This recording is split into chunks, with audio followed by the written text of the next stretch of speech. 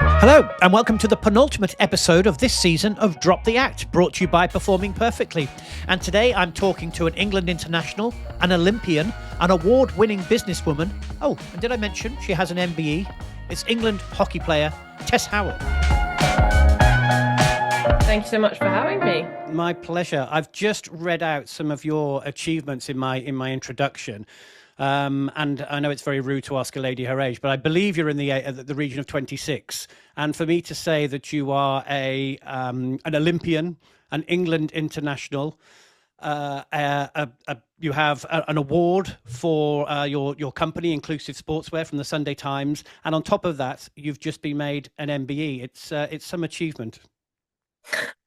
Well, all in the name of choice and inclusion in sports kit. So, but actually, yeah, no, obviously, I'm a hockey player first and foremost, and it just so happens that I was in the at the sort of the cross between sports kit, academics, hockey success, and it sort of fell into my lap that I had to do this, so I did. So let's start with the most recent thing, which was you awarded an MBE in the New Year's Honours List January. How did that feel when you found out about that announcement? Well, they couldn't find me. They actually sent the letter to my old address, and so I got this really panicked email, which I thought was spam. You know, if it says New Year's Honours List, spam, probably.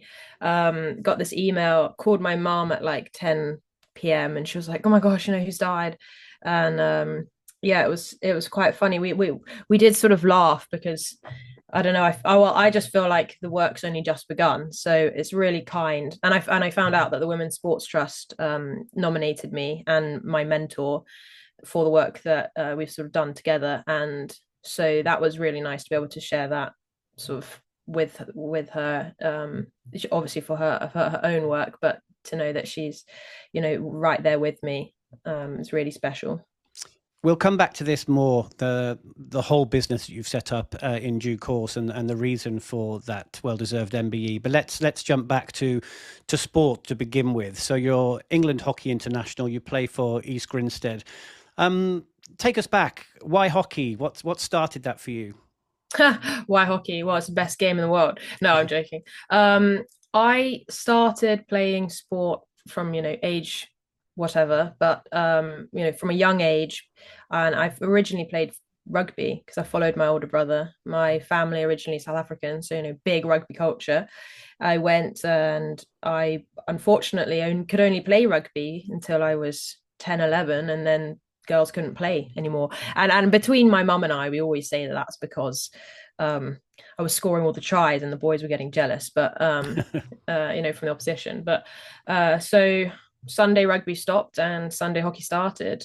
And I remember my first session so clearly, rocking up to the Astro, you know, mouth guard way too big, stick not the right size, but dribbling around some cones and then playing a game. And I thought, okay, so there's an individual aspect and then there's also this team aspect, and that's really what stuck with me. And so from age 11 through to 15, when I had my first under 16 England shirt given to me, it was sort of always passion for the sport. And I think if anybody knows me or watches me play, they'll probably see that sort of childlike passion still run through. And it was a pretty meteoric rise, or I suppose it's been called that. I probably shouldn't say that myself, but for 14 I had my first trial for under 16 England, and then I was 19, had my senior debut, and been in the team since. And of course, you've played in Commonwealth Games and many other tournaments, but the pinnacle being the Olympics last year in Paris. How does that feel to step out onto the pitch representing your country in Olympics? Well, it feels like you have the whole Olympic movement behind you, and it feels like you're part of something that's extremely, extremely special.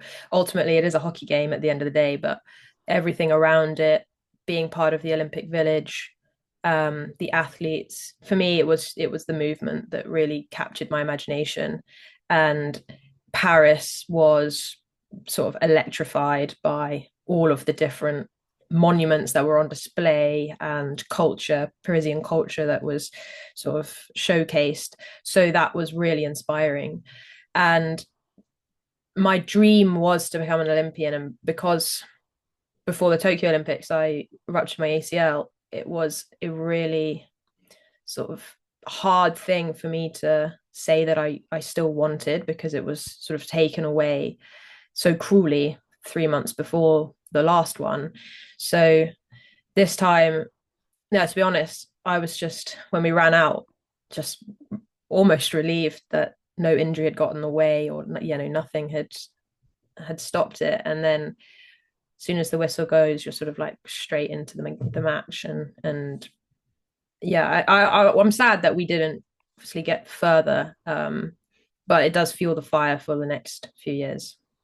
I mean, you've touched on a few things there. I mean, firstly, how do you deal with that pressure? There must be immense pressure from the team, from the coaches, from the country, from expectations of how well England have done before. How do you manage that when you're playing the game? Yeah, I mean, as a Great Britain side, we have been incredibly successful, bronze, gold, bronze, but each context is very different and each team's very different. And I think, we came up against Holland in the quarterfinal, who ended up winning and had been, world number one for years. And so we put our best foot forward and we gave it our all. So I don't think we can be too harsh on ourselves about that. But I do think we should have, yeah. I mean, those pressure moments. Our first game against Spain was the most important one, and we just couldn't find the important goal that would equalize. But it all comes down to moments, and I've always liked those pressured moments, like taking, penalty shuffles or strokes, and I've always wanted to see what I'm made of. But when you feel like the whole world is watching you, it is quite daunting, and you can either rise or crack. And I think sometimes it's a bit of both, and you need a bit of luck alongside. So yeah, I feel like we as a team have a lot to sort of prove over the next 3 years as a younger group, now that we've had quite a big change. So the experiences of learning how to deal with that pressure, and perhaps what we can learn from it, will really stand us in good stead for the next few years. And I'm personally really excited to use that. And you almost feel like once, it's a bit strange, but once you go to the Olympics, you feel like perhaps not everything is riding on that. And so then I feel a lot more free now as a hockey player, because I don't have that weight on me that I have to make the Olympics. And so now I feel, yeah, a little bit freer. It's quite interesting psychologically about that. So take us back to how you felt. Obviously, you mentioned what happened before the Tokyo Olympics. How do you pick yourself up from that, and how was it for you? I mean, how was that journey back to fitness and back to competing again, and back for fighting for your place in order to get to the Olympics? You're saying now you don't feel you've got that pressure, but obviously, I imagine you had that pressure on yourself then to return to the Olympics and play at Paris. Yeah, I mean, when I talk about the pressure, I mean sort of that self pressure, that it is the ultimate thing that you have to do. Hmm. And then, I mean, I felt like I had failed. It was really quite alarming, actually. It wasn't my fault that my knee ruptured, but no, I went into a dark hole. It was really tough to uh, pick myself up.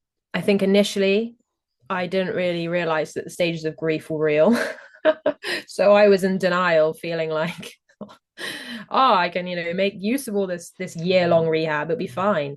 But it really took its toll on me. And um, yeah, it was not a fun time. You spend, your whole day trying to make your knee stronger. You have to learn to walk again. It's a really challenging injury. I can't imagine how people do it without the support that I had. I had Hmm. English Institute of Sport helping me at every single way stage. And so I was really lucky that I had a lot of support from around, in terms of physio and ice support.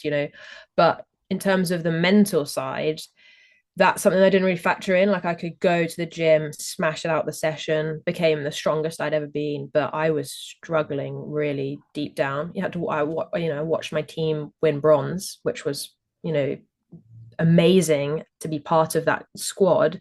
And then you have the conflicting emotions alongside it that you want to be part of that group.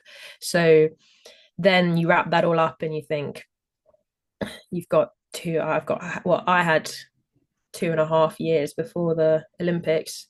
And I came back and was part of the World Cup squad essentially a year after my injury, and part of the Commonwealth Games team. Was fortunate to be the one to touch the ball in the net for us to win the Commonwealth gold, which felt like a big sort of full circle moment. And it felt like I was proving to myself that I should be on this stage and that I'm, worthy of achieving hockey moments. But I was still pretty unhappy inside, and it took a long time for me to find that confidence again. And one of the things that helped me was finding my voice for inclusion and for kit choice, and everything wrapped up in why I was so unhappy in myself was around kit when I came back from my injury. And so everything sort of intertwined, but everything happens for a reason. I believe that, and I can see that now. And what is it, I always find it fascinating when I look at the what people have to go through to push themselves to be able to achieve peak performance, to perform at the Olympics. What drives you? What's your motivation, or what was your motivation? Was it simply you had that goal, that target of the Olympics, or playing again, or what was it that that you felt spurred you on the most? Well, I knew if I didn't do the rehab properly, I would never play hockey again. So my number one thing was to play again. That spurred me on. In terms of getting back to the level that I wanted to be at, it was kind of easy to aim for the World Cup and Commonwealth Games because that was sort of the next big thing. And so having that target, and I've actually got a video of me on probably one of the medications post my operation, floods of tears, but I say that we're going to win the Commonwealth gold. And it's really funny because we did. But there's sort of an internal, I think a lot of athletes have this internal belief in a goal, and it doesn't really matter what that is. It could be a personal best, or it could be something as large as winning a gold medal, but then it focuses all of your energy to something. But my mistake was only focusing on that for a long time in terms of my self-worth. And I needed to realize that I had so much more to give the hockey world, give society, that wasn't simply playing in a match. And that's taken me a long time to realize, and I feel like I know who I am now, which is good, which is not just an athlete, but a lot of other aspects. And we are going to come to that. I don't want you to think I'm brushing past that at all, because it's such an important part of this conversation. But just a little bit on the hockey. We first met when I came with Georgie, who's one of our executive coaches at Performing Perfectly, and we came to work with the England ladies, and we looked at a bit of communication and leadership. And I'd just love to know about leadership within the hockey world. What are you looking for with in good leaders? How do you look at leading both on the pitch and off it? And how important has communication become both on the pitch and off the pitch when you want to achieve peak performance and you want to get to the top of your game?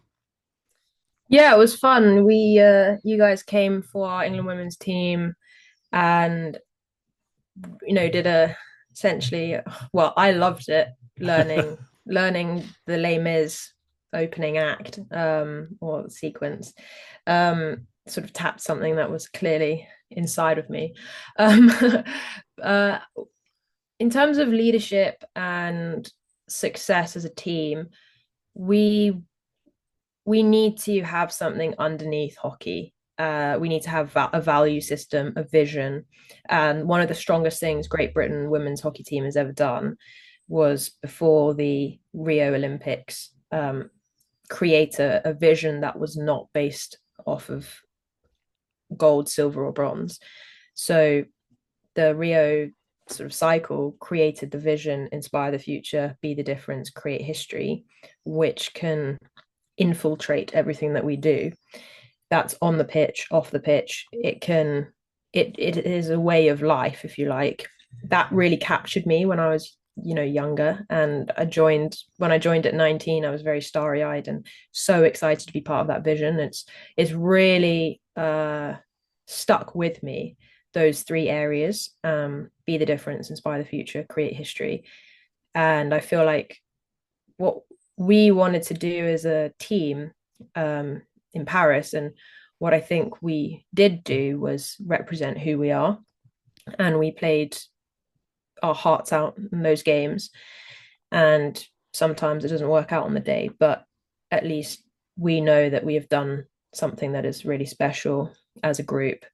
In terms of what I'm looking for in leaders and what inspires me, is a story. And for me, that vision is a story. But what am I fighting for? What am I playing for? I know that personally, and it sort of had multiple facets for myself, as I sort of got older, rather than just simply scoring goals. But I think strong leadership is when you get a group of players to believe that they are part of a greater story, a greater narrative within their sport. And I think you can see that in lots of successful franchises. And yeah, I hope that we can do that for the next few years leading up to LA. And we tried to speak a while ago, actually last year, and sort of had a few emails going. We had a date in the diary, but you sort of came back to me and said sort of the whole effect of the Olympics had hit you, and you were sort of needed a bit of time to compute all of that, I suppose. I mean, what is that? I can only imagine, if I compare it to my career, I suppose, that high of putting on an opening night in the West End, and then suddenly how you feel afterwards when a show finishes. For me, there's that little bit that's a little empty inside, and you then have to recharge and go again, and sometimes it's not easy. Was that sort of what you were finding after the Olympics? Yeah, it was a massive come down. You're in the Olympic Village for 3 weeks, walking past athletes from all different nations. You're in a bubble, and everything is those matches that you play. And we didn't get as far as we wanted. So that come down from the expectation and the potential. I think potential always kills. I needed time to sort out what was going on in my head. There was a lot in terms of being really, really honest, not making the Tokyo Olympics, the team winning bronze, now making the Paris Olympics, not winning a medal. Mm-hmm. No, you definitely feel responsibility. And I think when you're in the eye of the storm, a lot of athletes just blame themselves. And I don't think that's necessarily good for anybody to feel that way. And nobody made me feel that way. But that's just something that a lot of athletes, in team sports, you can get wrapped up in what your role was, and feel responsible, because everybody is responsible, because it's a team game. There's not one person that is quote to blame or to hero. It's sort of it's always a mix. We have players, coaches, support staff. Everybody is working together for this one goal. But yeah, after the Olympics, I needed to sort of sort out what the Olympics meant to me. Now that I think it's quite easy to know what it means when you have a piece of metal, but it took me a bit more time to separate becoming an Olympian to perhaps the disappointment that we didn't medal. I think a really big moment for me was at the closing ceremony when there was a beautiful presentation of the world and each region of the world creating a ring and that forming the Olympic rings, and that was floating up in the stadium. And I looked around at how many Olympic athletes there were in that stadium. We were all on the floor level, with the stadium, the Stade de France, looking beautiful. And it sort of dawned on me that only a handful of athletes ever achieve Olympic medals. So being part of the Olympic movement and what that represents, especially regarding peace, prosperity, equality, the values of the Olympics, that sort of has what has really become deep inside of me. And I talk about the story. What story do I want to be part of? The Olympics for me is being part of that collective and being an athlete with a voice to make the world a better place, because ultimately hockey is a game, but the game of life is very harsh for a lot of people. And so I want to be able to have my fun and play hockey to the highest level I can, and but also do something really meaningful. And I know that you've kept up your relationship with Georgie from Performing Perfectly and have been working with her, on mindset and other approaches. Are you able to say sort of how that's helped you, and what you've put in place to help you moving forward to make sure you continue to grow and achieve everything that you're aiming for? Yeah, my work with Georgie, we began just before the Olympic qualifiers, which were in beginning of 2024, a really pressurized time. And she actually reached out to me asking if I was doing any psychologist sort of work or performance mindset work. And we have a team psychologist, but I had never felt like my whole character was sort of understood as uh, and then when I spoke to Georgie, my biggest thing I wanted to work out was, who am I on the pitch? I have lots of facets to myself, and I thought I had to be somebody else, a specific performer on the stage of the pitch, and I needed to control a bunch of different aspects of myself. And really, after a lot of work, my character at the Olympic qualifiers was me in my entirety. And so Georgie and I did a lot of work about what makes me a successful communicator, or what makes me a successful sort of advocator for change, or speaking up, standing up, and those characteristics. Okay, so distill that. Who is that on the pitch? And kind of channel a lot of just yeah, I guess channel personality into performance, but then also work out how to manage different areas. So it's quite funny. Like I don't think it's a big surprise, but I have a very expressive, optimistic view of, that's just like, that's my vision, I guess, my lens. And in a hockey context, that can sometimes mean that I take high risks because I believe that the reward is greater than the risk. But I need to be able to manage that, because that's my personality coming out and thinking, I'm going to try and make this shot, but really it would be more beneficial for the team if I did something else. And so working with my psychology about my tendencies to manage what parts of myself I need to go into, because I'm also extremely logical and extremely diligent, because you have to be able to run a business, so, or to be able to publish a paper. So I've worked with Georgie to sort of work out, I do have other aspects to myself other than this like really expressive, optimistic side, and tapping into that and feeling like I can in a hockey pitch. Because I think hockey, it's all about expressing yourself, but finding different ways to express them is important. Like we did so much work on how I take penalty strokes, and in the Olympic qualifiers, the first game there was penalty stroke, and that would take us 1-0 up against Canada, who we had to beat to make sure that we got into the right position. And I had been mentally rehearsing this, and I knew what character was going to be there. It was the logical, the calm, the diligent that was up there. but then, you know, you could have moments in the game where there has to be a diving shot, and not many people are willing to throw themselves on the floor, but I have that inside of me, that sort of optimistic, high risk, high reward inside me. And that's the moment that character can come out. So it's been a really great way to sort of tap into who I am and go into detail and unpick a lot of that. And a lot of our work has been around helping me see things that I didn't see before. I mean, it's fascinating because these are split-second decisions as well on the pitch, aren't they? You know, to find that version of yourself in a moment. And we often talk about, you know, the being authentic, but having different versions of yourself and the roles you have to play in life, or the roles you play within business, or the roles you play within sport. I mean, how do you find that you can access that in the moment? How have you sort of trained yourself to know which version of you is needed in a particular moment?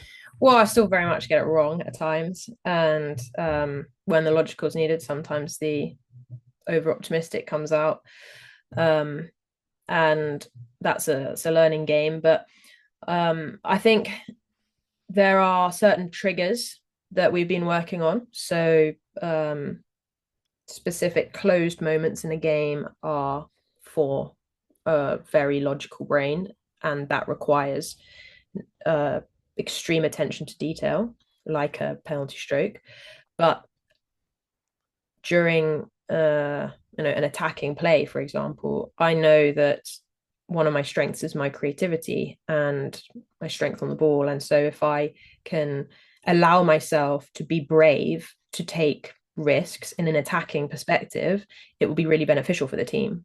But if I take risks in a defensive manner, that's not going to be beneficial for the team. So when we're in defense, it has to be a much more logical brain, and sort of I know those are two different parts of the game. So as soon as we lose the ball, I'm working on, okay, what's my role? I am super detailed footwork, things like that, really detailed things. But when we win the ball, okay, what is my role, but how can I use my strengths, is also that's sort of examples of how we can. But it's very difficult, and the default, my default character will always come first, so that's probably the more expressive. You've touched on it a few times, and you know, I really think we should sort of jump back to business. Performing perfectly, we find ourselves working with sports. You know, within the sporting industry, we also find ourselves working within many different businesses, and you are managing to straddle both worlds at the moment, and very successfully. Your MBE was awarded for your work with Inclusive Sportswear, and I wonder if you could just, for everyone listening, just give us a brief synopsis of everything about the company that you set up. So Inclusive Sportswear wants to lift the barrier of sports kit together with NGBs and forever. So sports kit is one of the most underrated barriers to participation, enjoyment, performance in sport, and it's very much gone under the radar. For the last 2 years, I campaigned for hockey to be able to wear shorts and skorts in the same team. Can you believe that we had to campaign to do that? But originally, uniforms could only say skorts. So having choice, having comfort and collaboration with the uniforms that you want to wear enables participation and comfort and confidence in young people, and of all ages. But specifically, we're looking at removing the barriers for teenage girls and those from minority ethnic religious groups, and for disabled pupils, because sports kit policy is far too rigid, and the purpose of sport should be reinforced by sports kit, but too often that is not the case. So I set up Inclusive Sportswear to specifically tackle the issue of sports kit policy, traditions, rigidity, and exclusion. So what we do is provide education, advocacy, and a standard, the Inclusive Sportswear Charter, to bring together national governing bodies, sports clubs, schools, and brands to a central focus. So it's the first inclusion-based standard in the sports kit industry, and it is the sort of the bedrock for why a brand should create a sports hijab or why we should allow choice for teenage girls. It's very alarming stats. 58% of girls aged 11 to 14 want more options at school, and the same say that their confidence is reduced if they don't feel comfortable. So you have to link the two together and show that sports kit is how you feel in your body, and that matters for your whole relationship to sports kit and sport for life. So we're really tackling an issue that shouldn't really need to be tackled, because choice and comfort should come first, but it seems as though we do need to tackle it, so we will. And how did it come about? What were the triggers for you personally that made you start to be aware of this and want to pursue this further? Well, I'd always been confused as to why hockey required skorts, but I also was socialized to believe that that was what we had to wear and what I had to be perceived as. So I, even at like age 14, I was really conscious about how feminine I looked, because I believed that that's what I had to look like to be able to be successful in sport. So that's a really toxic mentality to have, a lot of hyper vigilance on my body. And my love of sport and hockey sort of carried me through. But I mean, I would never have wanted to wear a netball dress. Those sorts of things put me off netball. So at a very sort of real a sort of real bodily impact, but it all came to sort of a head when I conducted my research into gendered school sport uniforms. That was my undergraduate dissertation, and I was so alarmed by the findings. Found 70% of women had seen girls drop out of sport because of sports kit and body image concerns. And that was so alarming that I had to do something about it. I read every single response, so over 400 of a 30-minute survey that people filled out. And so I can feel those people's stories. Everyone I meet has a sports kit story. And it was so sort of so overwhelming that when I went back to hockey, I could not believe that I was hearing how much gendered school sport kit mattered, and then having to perform in a sport was something I was so uncomfortable with. Our uniform at the time was compression tank tops and compression skirts, which is the worst thing you can possibly want to wear. You feel like their life is being sucked out of you and you can't even run properly.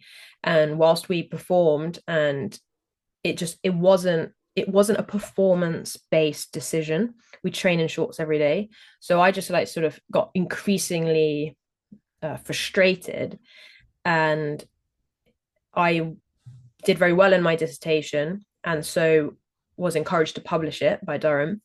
And I decided that I had to publish my research and I had to campaign for the right to wear shorts, because I could no longer, even look myself in the eye knowing that this was going on. I can't even describe what I continue to feel. I feel like this is my responsibility because I'm in the unique position that I am. So I released my research, and because of my nature as a international athlete, and we had just won the Commonwealth Games, so I had also had quite a lot of press for being the one to score the goal.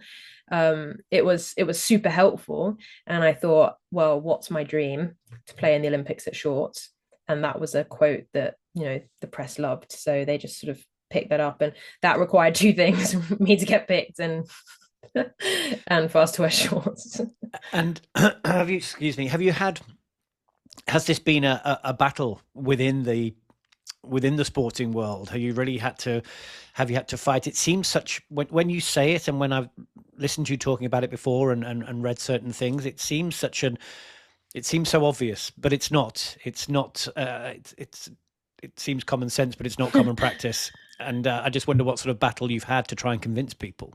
Well, that's a lovely phrase. It seems common sense, but it's not common practice. Yeah, so it's quite funny. I know you love talking about how to communicate well, and it's a massive part of everything that you do. The narrative that got the shorts over the line, or choice over the line, was exactly that. So I went at it. My whole research is feminist geography. So there's so much detail that you can go into about why it matters for creating gender segregation, why that matters for girls' body comportment, how they view themselves, socialization, the institution of gender. There's so much, but it's too complicated. So I just went with choice because we wear shorts in training.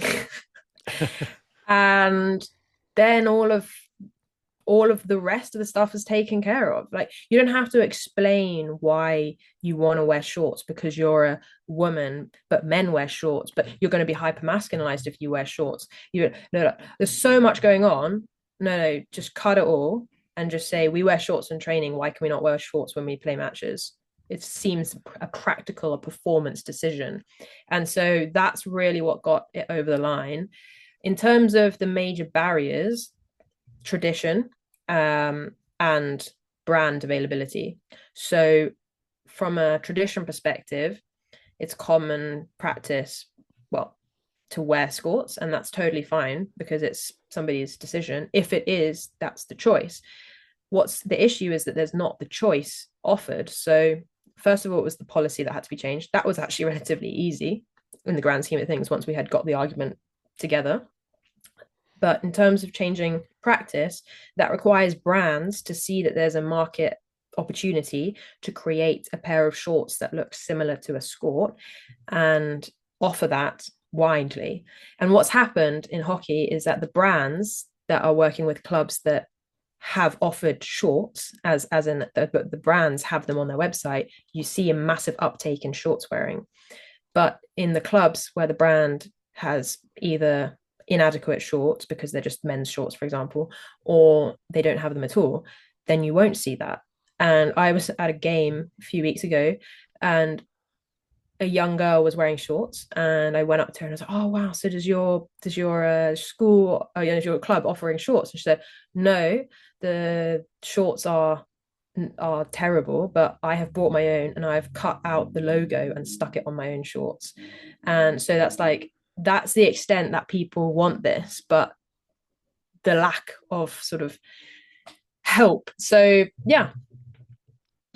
And when was the first time that the England hockey team wore a mixture of shorts and skirts, and what was that moment like for you? That was July 2023. We ran out for the Europeans, combination of half and half shorts and skirts. That was pretty amazing. Yeah, I mean, pretty amazing is probably an understatement. I scored in that game, and I was definitely because of the shorts. We beat Ireland 3-0. First game of the Euros, and big media splash. Not as big as I'd hoped, but what it felt for me, I felt comfortable, and I felt like I had been wearing shorts the whole time. It was so strange. It was like, can't believe I have not done this. And even the thought of wearing a skirt now is just bizarre. But that's just my personal reason. But what was great was that our whole team bought into it, and that people who had previously perhaps not been vocal about it, when they did get given the option, chose to, based on their own comfort. And that's really powerful. What was most meaningful for me was that everything that I had campaigned about had a sort of like a visual. So people say that you can't have choice because it won't look uniform, but we've proven that it does look uniform, and that you can't really tell if you're wearing shorts or skirts on TV, for example, and who should care, really. Yeah. So that was really important for me, and it was shared by a number of the Lionesses, shared it on their stories, and that was really special as well, because I felt like we were connecting hockey to a much larger women in sport movement and playing our role, which was really, really important to me. I heard you speaking on another podcast, actually, and just talking about the very beginnings of that idea of gender, and how in sport straight away women are given skirts, girls are given skirts, and boys are given shorts, and it's all set up and established at an early age. And I suppose is the next step to try and make sure this is infiltrated from the word go, and not just in sports in later life. Exactly. Inclusive Sportswear's number one aim is to have the Inclusive Sportswear Charter within all schools. And that's ambitious, but that's my aim, because we have to stop this tradition that is discriminatory. So forgive me for being a nerd for 1 second, but No, please do. the school's guidance is non-statutory for uniforms, so there is no government requirement to have a specific uniform. Schools must abide by the Equality Act, which says obviously you cannot discriminate based on sex, gender, religion, race, etc. But there is a special clause in the school guidance and equality section of the school sport uniform guidance that says, section 2.17 says that differences between girls and boys uniforms are standard and are not likely to be seen as discriminatory. That lays the bedrock for everything to come. So that automatically discounts that girls are struggling to participate in PE because they feel uncomfortable, because they feel watched, because they feel it's over revealing, or they're not allowed to wear shorts or leggings, so they feel they can't participate fully, they can't enjoy sport. That's not seen as discriminatory, but it is, because evidence shows that it is such a massive issue. So my concern with that guidance is that it allows schools to just continue on as they are, which is why I've created the Inclusive Sportswear Charter and campaigned for it to be such a talked about issue, because it is so simple to solve and it will have such a massive impact on people's lives. And I think if you talk about, like, how do you convince people that this is needed, you just need to take a 9-year-old girl who is not playing sport because she can't wear leggings because she's conscious about her knees. You know, it's so simple to be able to enable her to support her relationship with sport and activity. And then it's just like a spider diagram or a flow chart of what that does to somebody, their relationship to their body, their relationship to sport itself. I've had so many women come up to me and say that their uniform at school impacted their relationship with physical activity, and it's only in their late 30s that they begin running again, because they feel like they can, it's a place for them, and it takes such a massive toll. But no, to talk about why it's important from a gender perspective is really interesting, because so that guidance specifically states boys and girls dress requirements are different, are standard. That's really alarming as well, because why are they standard? Because of Victorian times. And if we're still sitting here and thinking that a skirt for a girl age 6 is appropriate for them to be able to be active, then we're barking up the wrong tree. We're trying to impact things that will help girls to get into sport that are so far down the line from what sports kit enables them to do. So you can't encourage them to be more confident in activities like, for break time, for example. It goes to school uniform as well. Break time, boys can run around, kick a football because they're in trousers, and you would think that's a very boy thing, but it's actually enabled by their trousers. And girls are in leggings, or not leggings, are what they call tights and a skirt. And that's really alarming, because if they fall over, something comes up, they're worried about that, they're worried about how they feel. And the conscious, it's even things like putting on the tights every day. You are creating an intimacy between a girl's thighs and her. People don't think about that, but that is exactly what's going on when a girl puts on tights. If the tights feel a bit tighter that day, that alters how she's feeling. These things matter. And what I want to show is that it's a public health, a physical health, and an equality-based issue. And the fact that choice and uniform is sort of like what we're talking about is aside from the fact that all of these things exist. Sorry, that's just me being very nerdy for 1 second. But no, it's important. I mean, I know that some schools do now allow girls to wear trousers, only because I've seen them at my son's school, but that's obviously down to each school's individual approach, I suppose, and not Yeah, there used to be a clause that said schools can determine if girls can wear trousers or not, and that was in 2022, but it's changed since then. So that's good. That's at least that's good. But the sad thing is that because the norm is still skirts and dresses, that if a girl chooses to wear trousers, she's masculinized and she's thought of as different. So it would be my advice to offer different types of trousers, and based on a practicality point of view, I have nothing against, I'll wear a dress every now and then and again because it's comfortable for that particular reason, or I'm on a beach or something. It has its use, or it's an awards event or something, and I feel like I want to wear that, and that's totally fine. But we're talking about what's going to keep young girls active and help them on their day-to-day journey to school, help them in the playground. And those things are really important for us to just minimize the amount of pressure on them, because it's always thought of as a girl issue. But what I'm trying to show is that it's not a girl issue, it's an issue of uniform and policy. So it's your work, your research that won you the Changemaker Award at the Sunday Times Sportswoman of the Year Awards.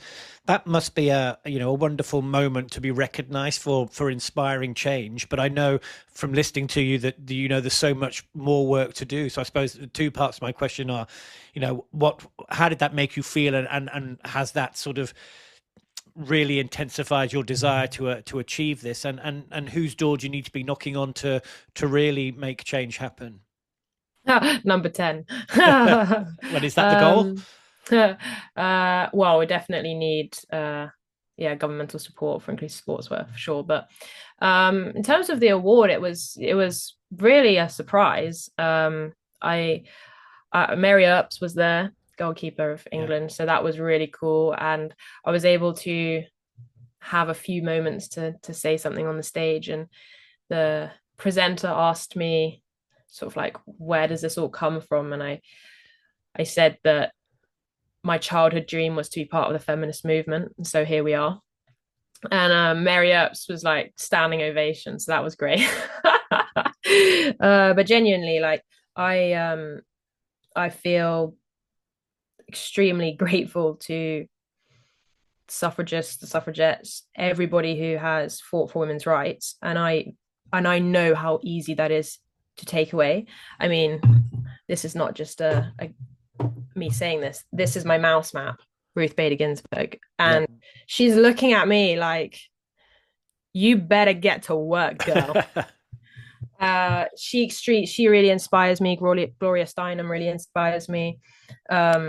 I feel like these women have something inside them that made the world a better place, and I really want to continue the work that they have done. I feel like it's my responsibility as a woman to make sure that we don't go backwards, and I'm in the position of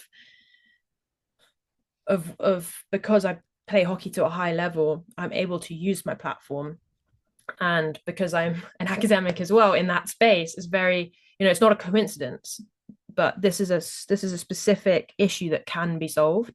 And what I loved that what Ruth Bader Ginsburg did was she used logic to show that a man was being discriminated against, to show that gender discrimination was a thing.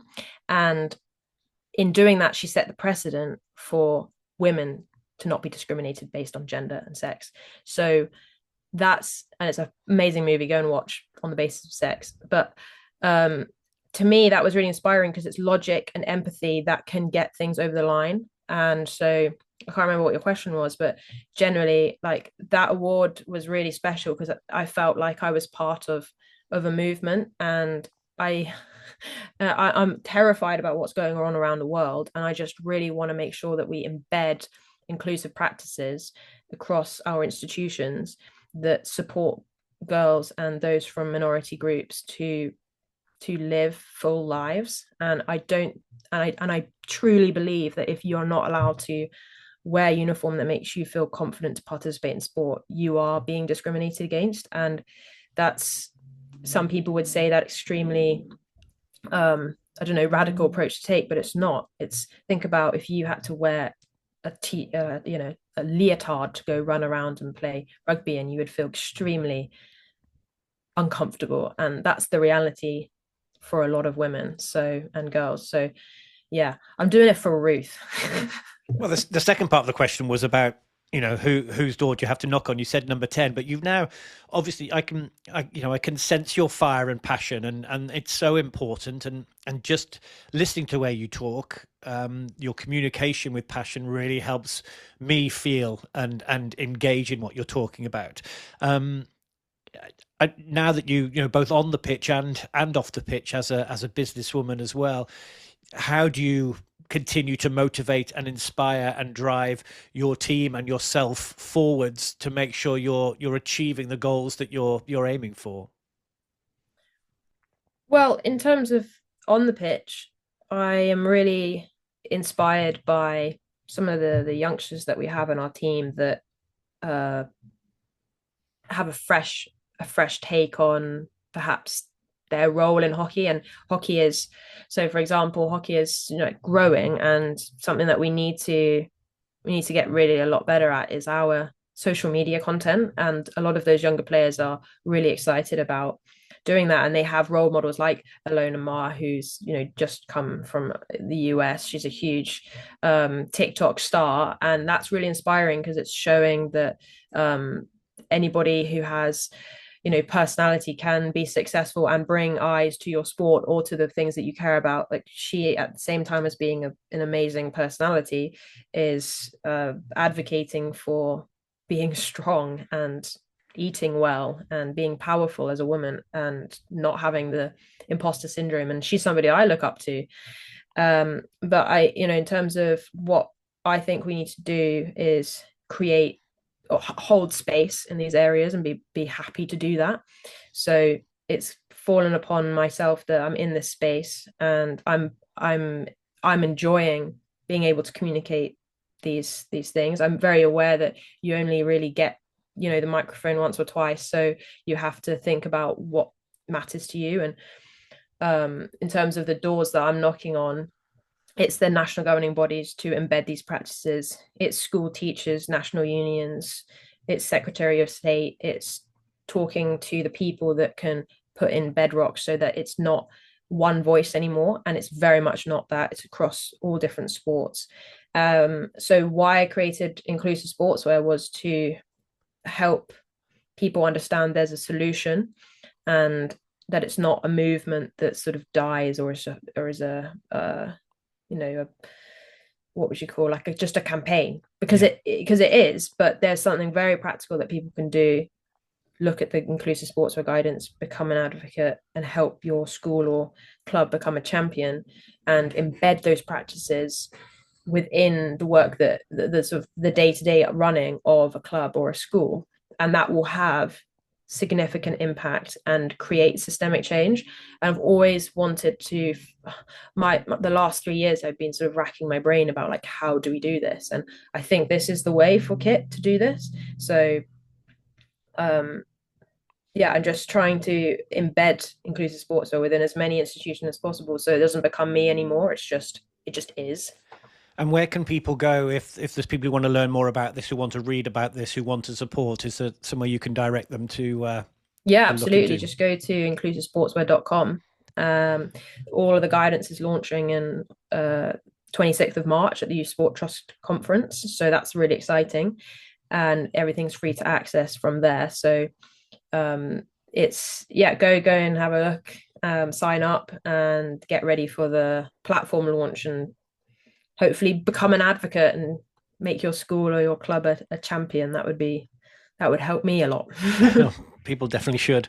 I've read a quote. I hope it's by you. Let's hope so. It said, "I continually ask myself, if not now, when? If not us, who? That is what drives me." Do you remember saying that? Yeah. Do you know when that was? I think that was when I released my research in 2023. Was that? Well, it was just a quote that put put with when it mentioned about your MBE, so it doesn't say when it was. Oh, But I just, wow, but I that's just, nice. I just loved it. I just thought, if people had that attitude, if change isn't going to happen unless you step up and push it yourself. So it just seemed a wonderful message. I wondered what other little life tips you've had along the way. If you wanted to leave us with a message that has sort of helped you either in your sporting career, in your business career, in life in general, or in those harder times when you've needed to find a way to step up and make change happen. Gosh. Okay, well, for those going through a hard period, during my rehab, I looked at a quote every day, pretty much, that was, someday you'll look back at this and realize how far you've come and be so proud.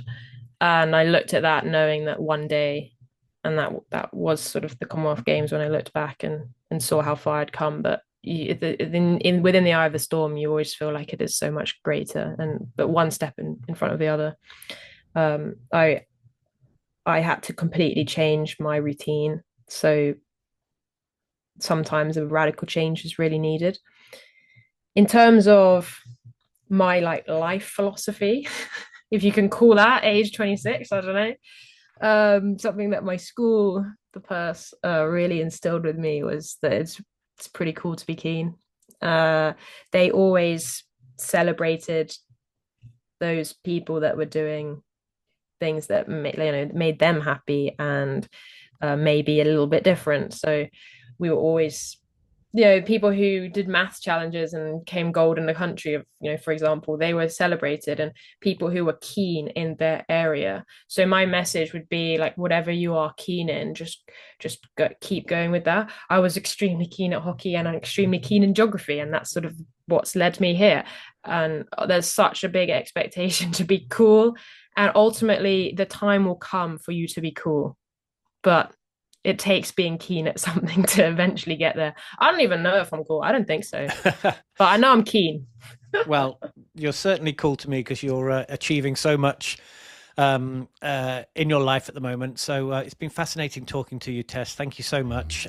Good luck with England, with East Grinstead, and of course with Inclusive Sportswear. Tess Howard, thank you so very much. Thank you. Thanks.